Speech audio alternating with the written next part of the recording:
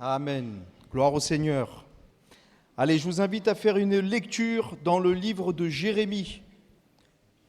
Voilà, dans les Écritures, le livre de Jérémie, chapitre 1er. Et on va lire le chapitre en entier, il y a 19 versets.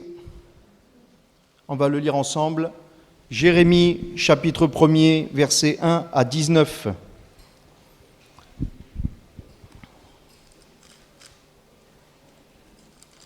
Voilà, Jérémie, chapitre 1er, versets 1 à 19. Parole de Jérémie, fils de Hilkija, l'un des sacrificateurs d'Anatote dans le pays de Benjamin. La parole de l'Éternel lui fut adressée au temps de Josias, fils d'Amon, roi de Juda, la 13e année de son règne, au temps de Joachim, fils de Josias, roi de Juda, jusqu'à la fin de la 11e année de Sédécias, fils de Josias, roi de Juda, jusqu'à l'époque où Jérusalem fut emmenée en captivité au 5e mois. La parole de l'Éternel me fut adressée en ces mots. Avant que je t'eusse formé dans le ventre de ta mère, je te connaissais. Et avant que tu fusses sorti de son sein, je t'avais consacré. Je t'avais établi prophète des nations. Je répondis, Ah Seigneur éternel, voici je ne sais point parler, car je suis un enfant. Et l'Éternel me dit, Ne dis pas, je suis un enfant, car tu iras vers tous ceux auprès de qui je t'enverrai, et tu diras tout ce que je t'ordonnerai. Ne les crains point, car je suis avec toi pour te délivrer, dit l'Éternel. Puis l'Éternel étendit sa main et toucha ma bouche, et l'Éternel me dit, Voici, je mets mes paroles dans ta bouche. Regarde, je t'établis aujourd'hui sur les nations et sur les royaumes, pour que tu arraches et que tu abattes, pour que tu ruines et que tu détruises, pour que tu bâtisses et que tu plantes. La parole de l'Éternel me fut adressée en ces mots. Que vois-tu, Jérémie ? Je répondis, Je vois une branche d'amandier. Et l'Éternel me dit, Tu as bien vu, car je veille sur ma parole pour l'exécuter.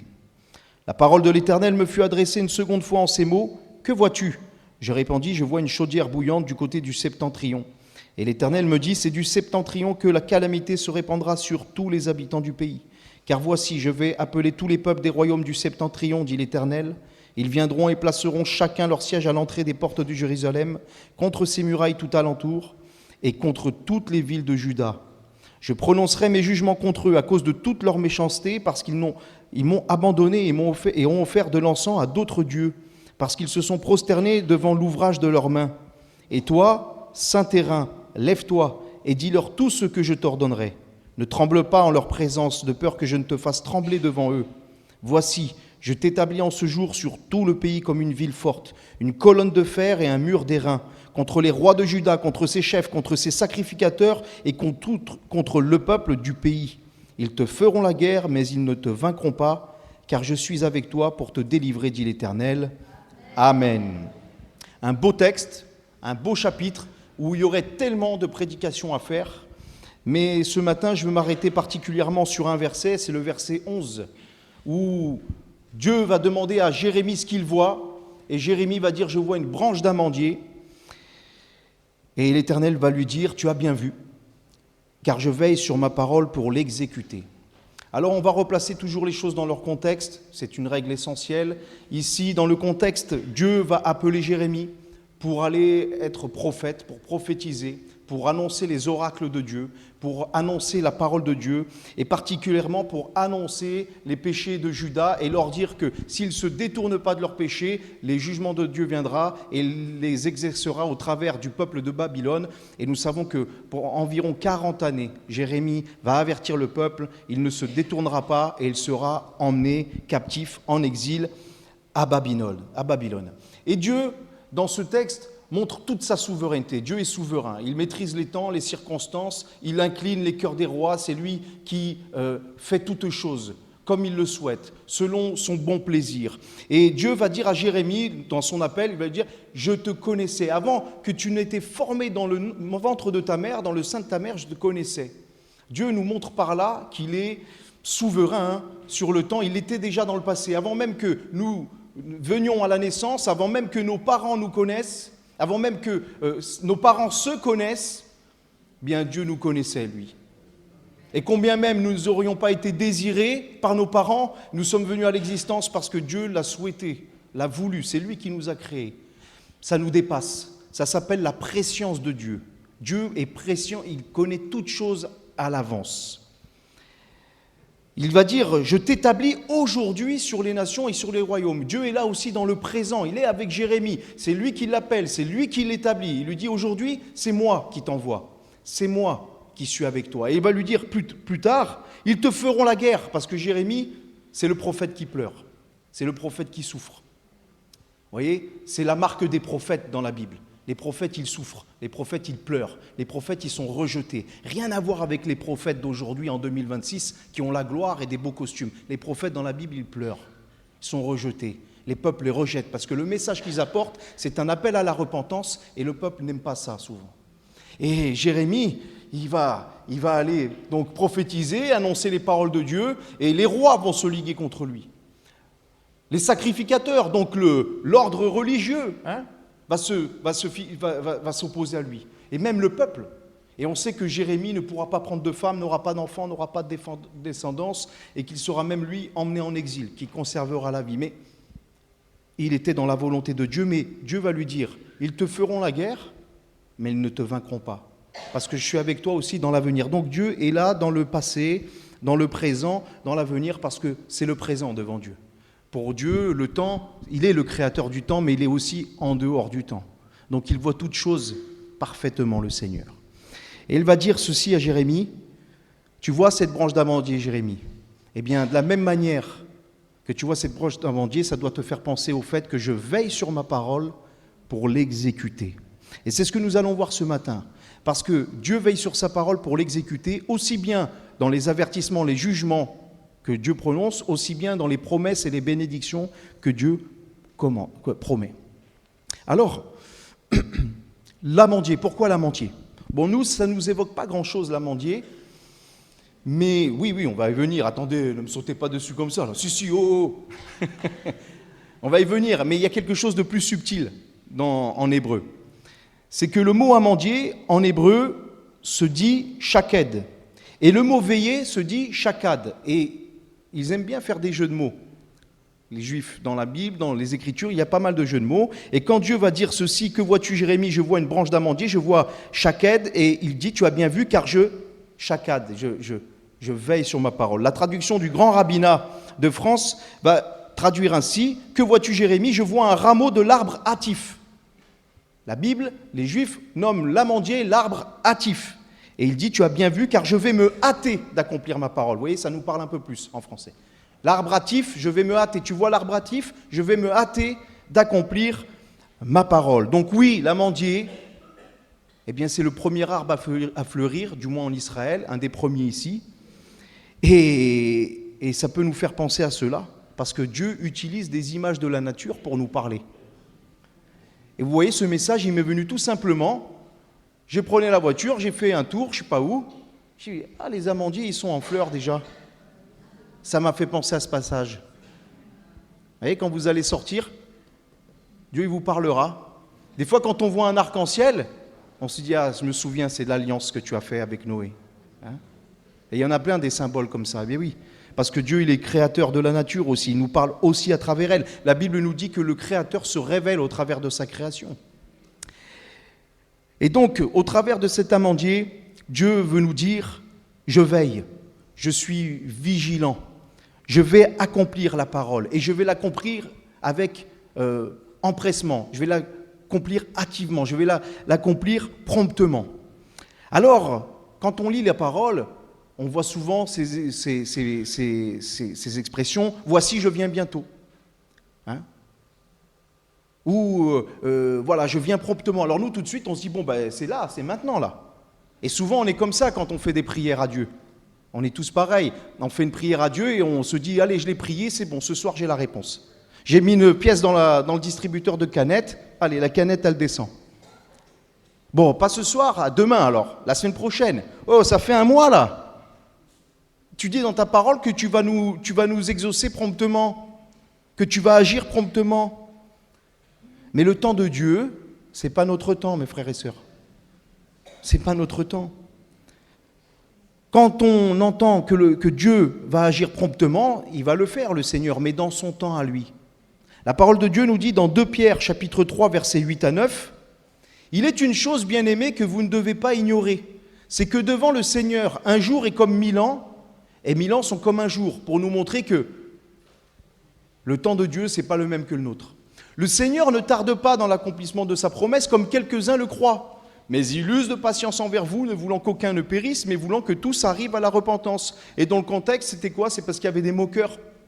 Il y avait des hommes, des femmes moqueurs qui disaient « Mais le Seigneur, il a dit qu'il revenait, Jésus !» Ah, ça fait 50 ans, il est toujours parvenu. Ça fait 100 ans, il est parvenu. Ça fait 400 ans, il est parvenu. Ça fait 600 ans, il est parvenu. Ça fait 2000 ans, il est parvenu. Vous ne voyez pas que c'est n'importe quoi? Et Pierre encore nous parle aujourd'hui, du moins le Saint-Esprit nous parle au travers de l'épître de Pierre et nous dit « Non, le Seigneur ne tarde pas dans l'accomplissement de sa promesse, mais il use de patience. » Parce que ce que veut le Seigneur, c'est que tous arrivent à la repentance. C'est que les hommes parviennent à la connaissance de la vérité et soient sauvés. Si Dieu n'a pas encore jugé ce monde et ne nous a pas tous consumés sur place, c'est parce qu'il voulait nous sauver et qu'il a attendu à notre égard. Pour certains, vous vous êtes convertis peut-être tout jeune, à 14 ans, 15 ans, 20 ans. D'autres, c'est plus 40 ans, 60 ans. Et merci Seigneur d'avoir attendu. Moi, je me suis converti, j'avais 29 ans. Merci Seigneur d'avoir attendu 29 ans. J'aurais pu mourir 50 fois. Voilà. Donc, oui, le Seigneur ne tarde pas, mais il va agir. Il va agir, mais dans son temps. Son temps n'est pas le même que nôtre. J'ai pris 2 exemples dans la Bible. Il y en a beaucoup, mais j'en ai pris que 2, concernant le temps que Dieu peut mettre pour exercer ses jugements et le temps que Dieu peut mettre pour accomplir ses promesses. Le premier exemple, c'est Élie. Pas Élie le prophète, Élie le sacrificateur. Élie sans le E à la fin. Dans 1 Samuel chapitre 2, verset, j'ai donné quoi, 30-31, c'est ça? Ouais, 30-31. Alors, voilà dans le contexte. Élie, il a 2 fils, tristement connus sous les noms de Hophni et Phinehas. Et ces fils-là, ils étaient sacrificateurs et ils travaillaient donc pour le fonctionnement du tabernacle et tout cela. C'était, on va dire, un peu les responsables, si on disait d'aujourd'hui, les responsables de l'Église avec leur père. Sauf que ces hommes-là, ils étaient impies. Ils méprisaient le service de Dieu. Ils commettaient l'adultère. Ils commettaient des infamies. Et Élie, il le sait, mais il manque de fermeté. Il manque d'objectivité. Il n'a pas une balance juste. Il va juste dire à ses fils, c'est pas bien ce que vous faites, mais il les laisse quand même au service. Vous voyez? La gloire de Dieu doit primer sur tout, et sur nos sentiments aussi. C'est pas parce que c'est mon fils ou ma fille et qu'il agit mal que je dois cautionner. Non, je dois d'abord regarder la gloire de Dieu. Et ça, Élie ne l'a pas fait. Et alors Dieu, il lui a laissé du temps. Dieu, il lui a laissé du temps, mais un jour, le temps de Dieu, c'est le sien, il est passé, il va dire ceci. Il va envoyer un prophète et il va dire ceci à Élie. Voici ce que dit l'Éternel, le Dieu d'Israël. J'avais déclaré que ta maison et la maison de ton père marcheraient devant moi à perpétuité. Donc Dieu avait promis que la descendance de cet homme serait toujours dans le service du tabernacle et du temple par la suite. C'était la promesse de Dieu. Sauf que par leurs agissements, ils sont sortis de la promesse. Et des fois, on a des phrases toutes faites où on dit « Non, mais Dieu ne se repent pas de ses dons et son appel. Il a été appelé, par exemple, au ministère et donc il sera pasteur à vie. » Non. La Bible, quand elle dit qu'il ne se repent pas de ses dons et de son appel, c'est Romains chapitre 11, le contexte concerne Israël et le plan d'élection en Israël. Mais ici, nous voyons un sacrificateur qui va être rejeté. Sa descendance va être rejetée. Comme à Saül, il lui a retiré la royauté. Parce qu'il faut demeurer dans la sainteté, il faut demeurer dans la consécration, il faut demeurer dans l'obéissance à la parole. La parole de Dieu nous dit, l'obéissance vaut mieux que les sacrifices. Donc il en faisait des sacrifices. Ses fils, ils en faisaient des sacrifices, mais ils n'obéissaient pas. Alors il va le rejeter, il va dire, voilà, je t'avais promis cela, mais maintenant, dit l'Éternel, loin de moi. Car j'honorerai, si tu peux revenir juste avant, j'honorerai celui qui m'honore, mais ceux qui me méprisent seront méprisés. Voici le temps arrive où je retrancherai ton bras et le bras de ta maison, la maison de ton père, en sorte qu'il n'y aura plus de vieillards dans ta maison. Alors cette prophétie, donc le fait que toute sa descendance va être destituée du service sacerdotal, va s'accomplir en partie. Il va y avoir une guerre contre les Philistins et les 2 fils vont mourir et lui il va tomber à la renverse, il va mourir aussi. Mais il y a eu encore la descendance de cet homme qui a pratiqué, qui était dans le sacerdoce. Et c'est bien plus loin, dans 1 Roi, chapitre 2, versets 26 à 27, que la promesse, plutôt que le jugement, va s'accomplir complètement. Vous avez cet homme, un sacrificateur, Abiatar, il était de la maison d'Élie. Il a été un fidèle serviteur, un fidèle sacrificateur aux côtés du roi David. Mais voilà, le jour où David a établi Salomon comme roi, Abiatar ne s'est pas rangé du côté de Salomon, et donc ne s'est pas rangé du côté de la volonté de Dieu, mais il s'est rangé du côté d'Adonija, le frère ennemi. Et alors, le roi, il va aller voir le sacrificateur Abiatar, et va lui dire, va-t'en à Anathoth dans tes terres, car tu mérites la mort. Mais je ne te ferai pas mourir aujourd'hui, parce que tu as porté l'arche du Seigneur l'Éternel devant David, mon père, et parce que tu as eu part à toutes les souffrances de mon père. Verset 27, ainsi Salomon dépouilla Abiatar de ses fonctions de sacrificateur de l'Éternel, afin d'accomplir la parole que l'Éternel avait prononcée sur la maison d'Élie à Silo. Le jugement de Dieu s'est accompli en partie, mais s'est accompli parfaitement à ce moment-là, c'est-à-dire environ 120 ans plus tard. Lorsque Dieu a annoncé ce jugement, David, il n'était pas né. Lorsque Dieu a accompli ce jugement parfaitement, David était mort. Vous voyez ? Et quand vous voyez la vie du roi David, il s'en est passé des choses. Tout ça pour vous dire que Dieu va accomplir. Dans la parole de Dieu, on en parle souvent dans les réunions d'évangélisation, de se tenir prêt, d'être prêt, de se repentir, de faire la paix avec Dieu, de s'engager avec lui, parce que Dieu revient et il y a des signes. Dieu va juger ce monde. Et oui, oh, peut-être, aujourd'hui il fait beau, regardez comme il fait beau. Quand même, avec un soleil pareil, Dieu va parvenir juger ce monde. Dieu va le faire. Dieu le fera, il accomplira sa parole, ce qui est écrit. Je sais qu'on a l'habitude aujourd'hui de se faire un Dieu bonbon, un Dieu gentil, un Dieu Père Noël, un Dieu qui... Mais Dieu est juge, Dieu est saint, Dieu est juste, Dieu est amour, Dieu est fidèle, Dieu est vrai. Dieu est tout ceci. Et ce qu'il dit dans sa parole, il l'accomplira. Il accomplit aussi ses promesses, gloire à Dieu. Abraham, vous vous souvenez d'Abraham ? Genèse chapitre 15, versets 4 à 6. La parole de l'Éternel fut adressée ainsi à Abraham, et il va lui dire, c'est pas lui qui sera ton héritier, c'est pas ton serviteur. Mais celui qui sortira de tes entrailles sera ton héritier. Vous vous souvenez, Sarah ne pouvait enfanter. Et donc Abraham craint de ne pas avoir d'héritage, de ne pas avoir de successeur. Mais Dieu lui fait cette promesse qu'il aura un successeur qui sortira de ses entrailles. Et après l'avoir conduit dehors, il dit, regarde vers le ciel. C'est beau parce qu'encore là, Dieu utilise la nature, la création. Et il dit, regarde vers le ciel et compte les étoiles si tu peux les compter. Et jusqu'à aujourd'hui, le plus grand des astrophysiciens ne peut pas vous dire le nombre des étoiles qu'il y a. On ne peut pas, elles sont trop nombreuses. Et il dit, regarde si tu peux les compter. Et il lui dit, telle sera ta postérité. Abraham eut confiance en l'Éternel, qui le lui imputa à justice. Donc ce qu'il a cru. Puis des fois, Abraham, il a eu des moments de doute aussi. Alors il a été vers Agar, et puis il a eu Ismaël, mais ce n'était pas lui l'enfant de la promesse. Oui, Abraham, c'est un homme comme nous, qui est sujet à la faiblesse, mais qui se tourne vers son Dieu, c'est ça qui est important, qui se confie dans son Dieu. Et puis, un peu plus loin, au verset 13 à 15, l'Éternel va encore parler à Abraham et va lui dire, sache que tes descendants seront étrangers dans un pays qui ne sera point à eux, ils y seront asservis, on les opprimera durant 400 ans. Mais je jugerai la nation à laquelle ils seront asservis, ils sortiront ensuite avec de grandes richesses. Toi, tu iras en paix vers tes pères, tu seras enterré après une heureuse vieillesse.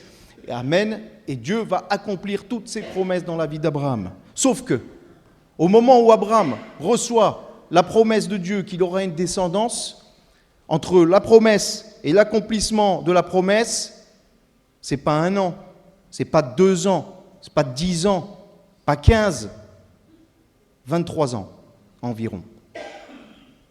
23 ans. C'est long, 23 ans. C'est comme si quelqu'un a reçu... c'est comme si, voilà, moi j'ai 46 bientôt. Ben, c'est comme si j'avais reçu une promesse à 23 ans. Où j'étais à 23 ans? Ben, j'étais pas dans l'église. Oui, donc j'aurais pas pu recevoir une promesse. Quoique, des fois, vous savez, Dieu est souverain. 23 ans pour que la promesse s'accomplisse. 430 ans entre le moment où le peuple va être esclave en Égypte et va sortir. C'est long. 430 ans, 400 ans, c'est long. C'est long, mais ils ont persévéré. Ils ont persévéré et Dieu a accompli la promesse pour son peuple. Donc déjà, j'aimerais vous dire, le temps de Dieu, ce n'est pas notre temps. Ce n'est pas parce que Dieu t'a averti et qu'il n'a pas agi tout de suite qu'il ne va pas agir, c'est qu'il te laisse du temps, si tu es en défaut avec lui. Ce n'est pas parce que Dieu t'a promis quelque chose il y a 30 ans, 40 ans et qu'il ne l'a pas encore accompli qu'il ne va pas l'accomplir. S'il te l'a promis, il l'accomplira. Ce qu'il a écrit dans sa parole s'accomplira dans le temps de Dieu. Donc ne soyons pas trop pressés parfois. Je voudrais encourager quand même certaines personnes, certains frères et sœurs qui pourraient se dire « Mais ça fait tellement longtemps que je prie pour ça. Ça fait tellement longtemps que j'attends pour ça. J'avais reçu une parole bien précise, Seigneur, et elle ne s'accomplit pas. Et je désespère. » Regarde l'amandier fleurir quand tu sortiras du lieu de culte. Et tu te souviendras que Dieu veille sur sa parole pour l'exécuter. L'amandier, c'est l'arbre qui veille. Il est appelé ainsi aussi par les Juifs. L'amandier, c'est l'arbre hâtif ou l'arbre qui veille. C'est l'arbre qui commence à fleurir au mois de janvier, février en Israël. Et c'est lui qui fait sortir ces belles fleurs là, hein, blanches, alors que tous les autres arbres sont en sommeil. On dirait que la nature, elle est morte. On dirait que la nature, elle va plus rien produire. C'est vrai, quand on regarde un peu les arbres, des fois c'est gris. Hein. Quand il pleut, c'est gris, on ne voit pas de feuilles, on dit « Oh là là, ça met le moral à plat des fois. » On se dit « Et puis d'un coup vient le printemps et tout refleurit, tout est beau, tout est merveilleux. On a oublié déjà. » Et ça nous parle de cela aussi, l'amandier, de l'activité de Dieu même dans les temps de sommeil. Vous savez, la nature, elle peut paraître morte, endormie, mais il y a un travail, il y a un processus, il y a un cycle naturel qui se met en route. Et elle reprend ses droits par la suite. Et c'est de la même manière dans le jugement ou dans les promesses de Dieu. Mes frères et sœurs, on pourrait avoir reçu un avertissement de Dieu, un appel à la repentance de Dieu concernant une situation, concernant un péché caché, concernant une querelle, concernant une dispute, concernant un comportement, concernant une attitude, quelque chose qui ne serait pas à la gloire de Dieu. On le sait, Dieu nous l'a dit, il nous l'a répété à plusieurs fois, mais nous persistons dans cela et Dieu encore nous laisse du temps avant qu'il nous châtie. Vous savez que le Seigneur châtie ceux qu'il aime, ceux qu'il considère comme ses enfants. Eh oui. Et nous pouvons aussi parfois subir les conséquences de nos actes. On ne peut pas se comporter en toute impunité devant Dieu, mais on doit être conscient que Dieu est là, on lui doit révérence, crainte, respect. Et si parfois Dieu permet des agissements, si Dieu parfois permet et ne nous châtie pas tout de suite, c'est parce qu'il use de patience et de bonté à l'égard de chacun de nous. Alors Dieu peut nous avoir prévenus, mais des fois on peut tomber dans de faux raisonnements, parce qu'on se dit, bon finalement rien n'arrive, finalement je peux continuer ma vie, c'est que Dieu il a oublié. Il a dû zapper Dieu. Il y a 7 milliards d'êtres humains, il n'y a que moi. Dieu, il zappe personne. Il a oublié, il n'oublie pas le Seigneur. Mais c'est nous qui parfois tombons dans des faux raisonnements. Et on peut se dire, je vais continuer ma route ainsi, et Dieu, de toute façon, il est bon, je suis son enfant, donc il passera mes caprices. Alors, nous, les êtres humains, on passe les caprices aux enfants. Mais Dieu, il ne passe pas les caprices. Dieu, il accomplit sa parole. Romains chapitre 11, versets 20 à 22 nous dit « Cela est vrai, elles ont été retranchées par cause d'incrédulité, et toi tu subsistes par la foi, question d'Israël et des non-juifs ici, ne t'abandonne pas à l'orgueil, mais crains. » Alors certains, parce que des fois on se dit « mais ce qui est écrit dans l'Ancien Testament, c'est plus valable. » Si, l'Ancien Testament, c'est pas ancien, c'est les Écritures. Hein. Vous savez que les apôtres n'avaient pas le Nouveau Testament, ils n'avaient que l'Ancien. Mais j'ai pris quand même un texte du Nouveau pour dire, vous voyez, ça s'adresse à l'Église là.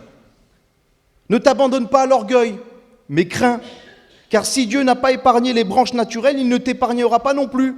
Considère donc la bonté et la sévérité de Dieu.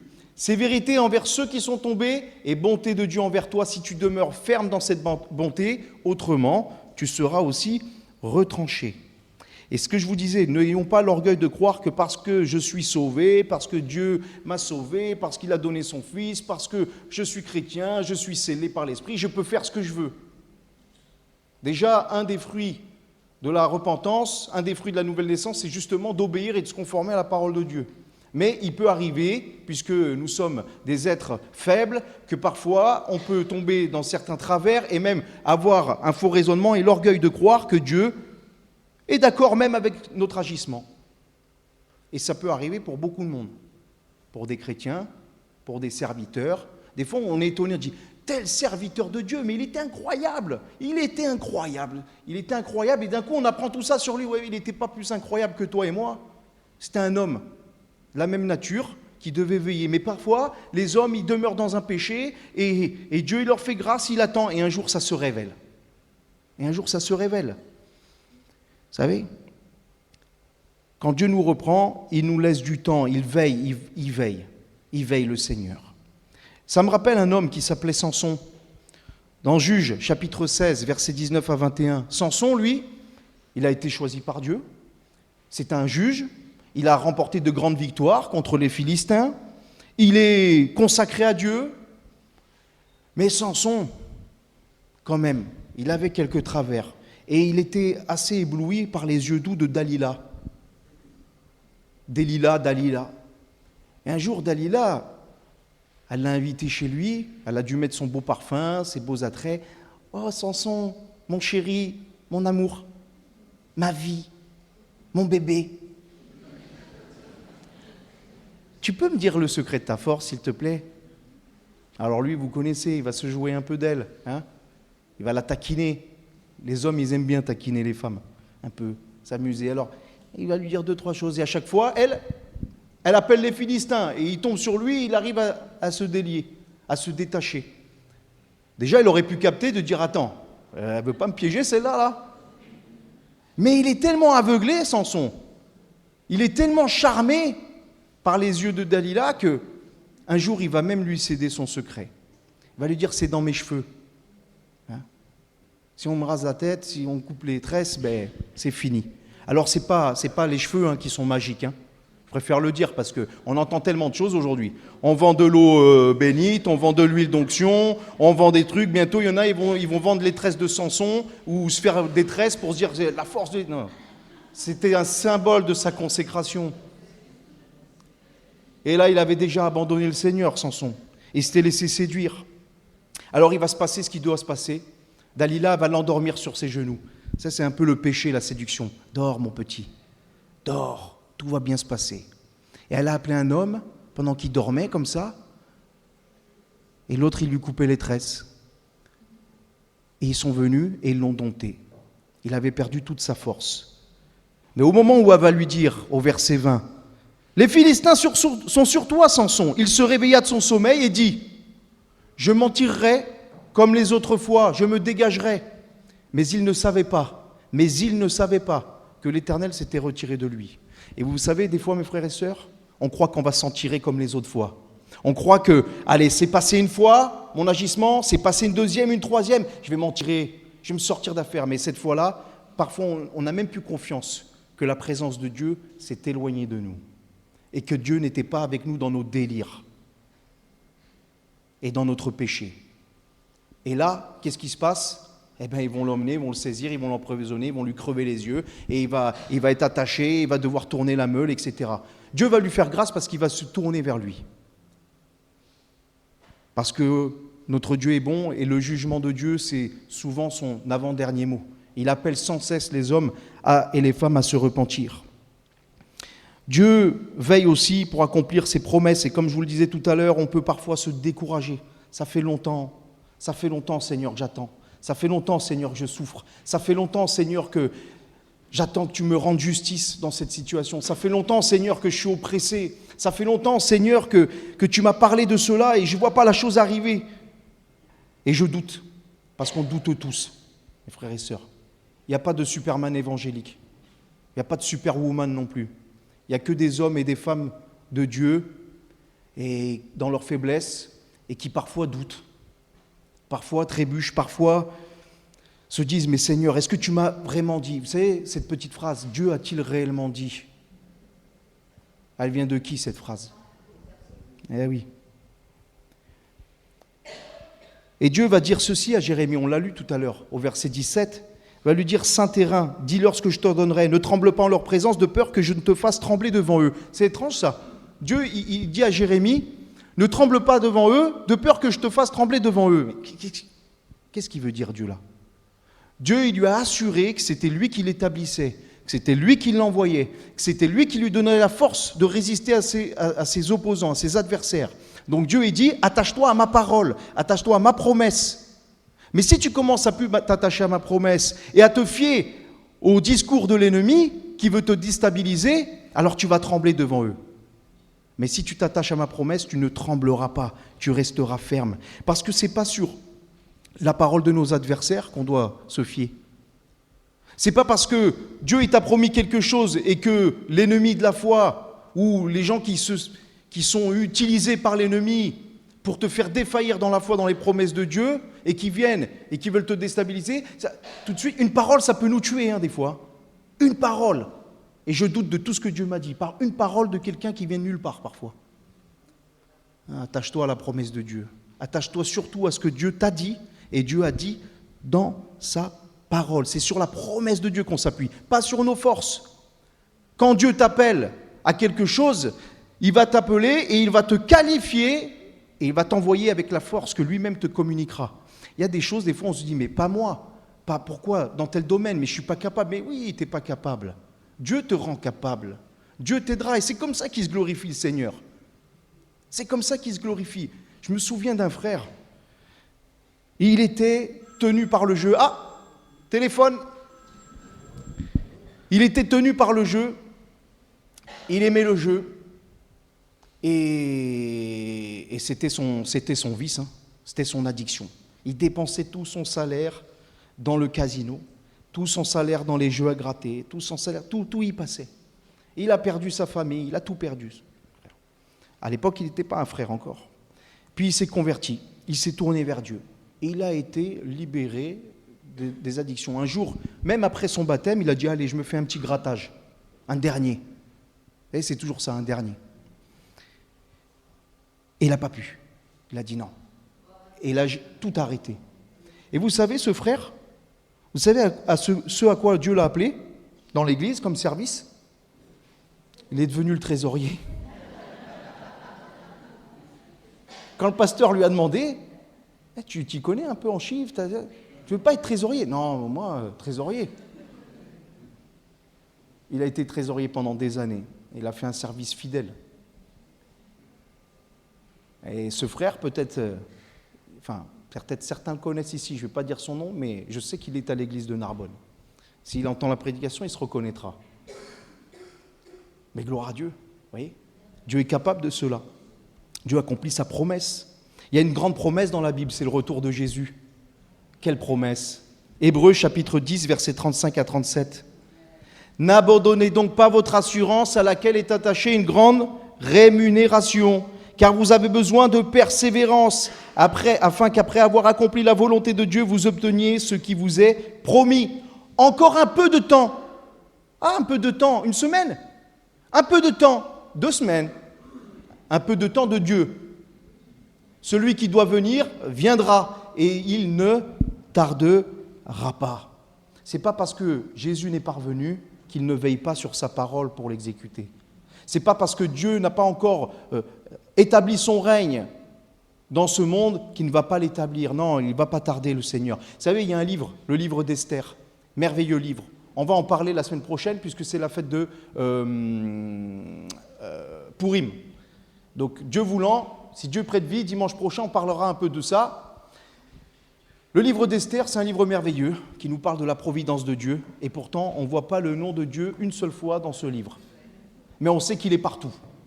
Et parfois, on se dit, mais il n'est pas là le Seigneur, il est où? Il est là le Seigneur. Il ne t'a pas abandonné. Alors, ne te décourage pas. Ne doute pas. Persévère. Jésus a dit dans Jean chapitre 5, verset 17, « Mon Père agit jusqu'à présent, moi aussi j'agis. » Donc le Seigneur, il est à l'œuvre là. Déjà dans ton cœur, dans ta vie, dans l'église. Il va veiller. Il veille. il accomplira la promesse. Un dernier point. L'amandier fleurit au temps fixé par Dieu. C'est Dieu qui est créateur, c'est lui qui fixe toute chose. Il n'y a pas un oiseau qui tombe à terre sans que Dieu ne le sache ou que ça soit selon sa volonté. Pas une feuille, pas une pétale de rose, pas une pétale d'amandier, rien du tout. Dieu est au contrôle de toutes choses, dans le petit, l'infiniment petit comme dans l'infiniment grand. Donc c'est merveilleux parce que quand on considère ça, je dis, tiens, je vois un amandier fleurir, c'est parce que Dieu l'a voulu. C'est parce que Dieu l'a fait. Dieu est la vie. Et oui, parce que Dieu l'a voulu. Ça peut paraître bête, hein, de dire, oh là là, Dieu l'a voulu, il a fait là, c'est ça. Mais oui, Dieu est au contrôle de tout, mes frères et sœurs. Il est souverain. Il gère tout. Même la petite veine dans ton cerveau qui peut éclater parfois. Si tu es vivant, c'est parce que Dieu gère. Et des fois, quand elle éclate, c'est que Dieu le permet. Mais ce qui est important, c'est d'être prêt, de partir avec lui dans sa gloire. Vous voyez ? Si tu es arrivé ici sans avoir un accident de voiture, c'est parce que Dieu t'a fait grâce. Le nombre de fois on a pris la voiture qu'on aurait pu avoir des accidents. Des fois, on se dit, Schumacher, pilote de Formule 1, plus grand pilote du monde. Le gars, il a conduit des bolides à combien de kilomètres heure? Moi, je ne connais pas la Formule 1, mais ça va à plus de 200 km heure, non? 300, vous voyez? 300 km heure. Bon. Il s'est planté au ski à 20 km heure? 30? 40? Ouais, c'est fou des fois. Eh oui, Dieu nous garde.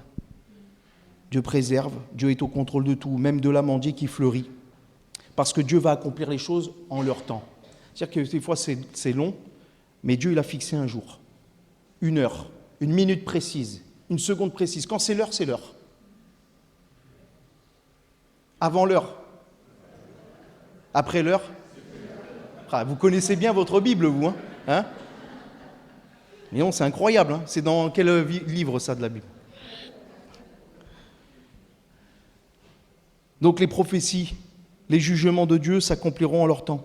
Galates chapitre 4, verset 4. Lorsque les temps ont été accomplis, Dieu a envoyé son Fils, né d'une vierge, né d'une femme, né sous la loi.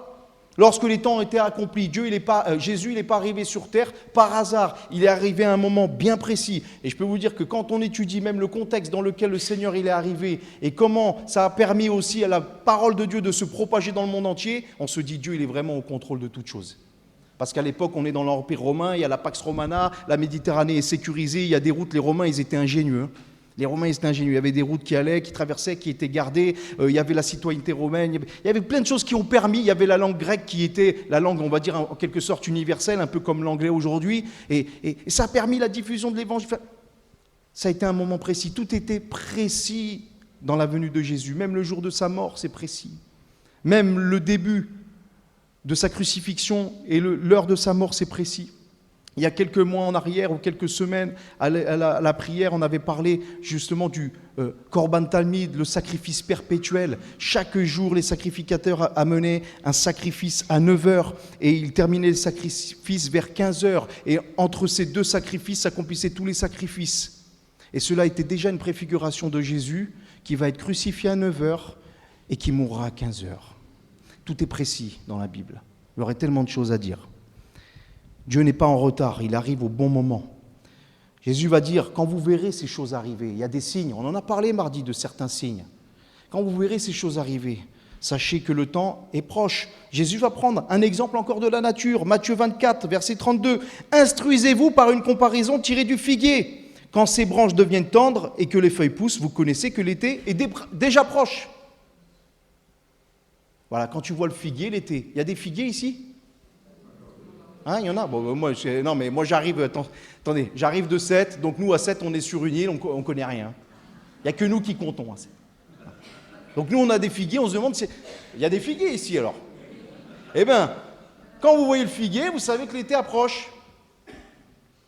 Quand vous voyez les amandiers, vous savez que Dieu... Dieu quoi? Qu'est-ce qu'on est en train de partager là ce matin? Oh, vous dormez ou quoi? Dieu veille sur sa parole pour l'exécuter. Il n'y a pas de piège là. Bien Jésus, il dit, vous voyez, quand vous voyez ces choses, ma parole va s'accomplir. Habakkuk, chapitre 2, verset 3, c'est une prophétie dont le temps est déjà fixé. Le jour du retour du Seigneur, il est déjà fixé. La fin de ce monde est déjà fixée. Le jour de ton départ, il est déjà fixé. Elle marche vers son terme et elle ne mentira pas. Mais si elle tarde, attends-la car elle s'accomplira certainement, c'est-à-dire avec certitude. C'est pour cela qu'il est écrit dans Hébreux chapitre 4, verset 7, que Dieu a fixé un jour, aujourd'hui. Aujourd'hui, si vous entendez sa voix, n'endurcissez pas vos cœurs. Aujourd'hui, si le Seigneur rappelle à ton cœur qu'il y a une situation à régler, qu'il y a quelque chose à faire, repens-toi. Aujourd'hui, si tu n'as pas fait la paix avec Dieu, que tu t'es pas encore engagé avec lui, le Seigneur il dit aujourd'hui, repens-toi, parce qu'il a fixé un jour. Ah, peut-être demain, peut-être ce soir, peut-être à midi, peut-être dans un an. Dieu le sait, mais il a fixé un jour. Pour cela, Pierre, Paul et les apôtres prêchaient ceci. Acte 17, verset 30. Dieu, sans tenir compte des temps d'ignorance, annonce maintenant à tous les hommes en tout lieu qu'ils aient à se repentir, parce qu'il a fixé un jour où il jugera le monde selon sa justice par l'homme qu'il a désigné, c'est-à-dire Jésus, ce dont il a donné une preuve certaine en le ressuscitant des morts. Et lorsqu'ils ont entendu parler de la résurrection, ils se sont manqués, etc., etc. Mais Dieu a fixé un jour. Et puis Dieu aussi a fixé le jour où la promesse va s'accomplir, où la délivrance va arriver, où la guérison va arriver, où la solution va arriver, où le sujet de réjouissance va arriver, ce qu'il t'a promis le Seigneur, où son retour va arriver aussi. Parce que vous savez, le retour du Seigneur, pour les uns, c'est un sujet de tremblement, et pour les autres, c'est un sujet de réjouissance. Genèse chapitre 18, verset 14. Encore Abraham, avec Isaac. Il lui avait annoncé, et voilà que des années se sont passées, et puis un jour, Dieu va le visiter, et il va lui dire, y a-t-il rien qui soit étonnant de la part de l'Éternel ? Au temps fixé, je reviendrai vers toi, et à cette même époque, Sarah aura un fils. Et on se souvient que Sarah, qu'est-ce qu'elle a fait ? Elle a ri. Une femme comme moi, âgée, ménopausée, stérile. Moi, je vais enfanter maintenant.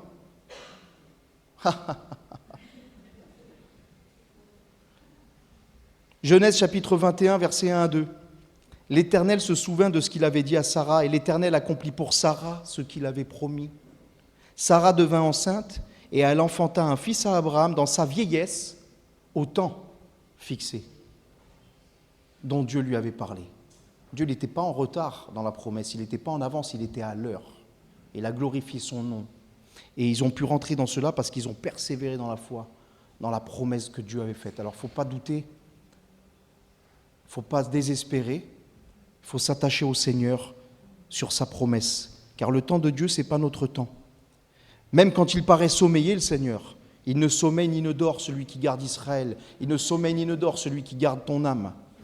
Lorsque Dieu agit, il agit au temps fixé par sa propre souveraineté. Alors maintenant, quand vous allez voir l'amandier en sortant, il y en a partout là. Je ne sais pas s'il y avait des figuiers, mais des amandiers, j'en ai vu. Il y en a des amandiers. Eh bien, vous allez vous souvenir des promesses de Dieu, je l'espère. Moi, je m'en suis souvenu là. J'arrêtais pas. Hier, avec ma femme, je suis oh, regarde, il y a un amandier. Oh, regarde, il y a un amandier. Mais il m'a saoulé avec son amandier. Et ce matin, c'est elle. T'as vu, il y a un amandier là. T'as vu, il y a un amandier. Oui, j'ai vu. J'ai vu. La promesse de Dieu, elle va s'accomplir, mes frères et sœurs. La délivrance approche, le retour du Seigneur. Alors restons dans la foi. Hein ? La foi à sa parole. Allez, on va prier.